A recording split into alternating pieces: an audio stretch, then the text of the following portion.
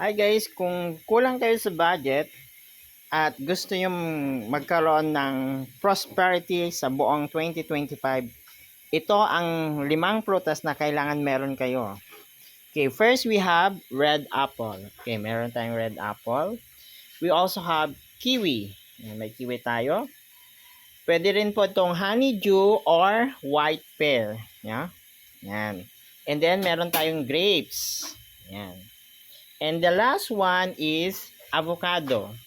Yan. Pag hindi po kompleto yung 12 fruits po ninyo, pwede po yung 5 yan, yung binanggit po. Pero kung gusto nyo kompleto yung 12 fruits nyo, para whole year kayong siswertehin, ito po.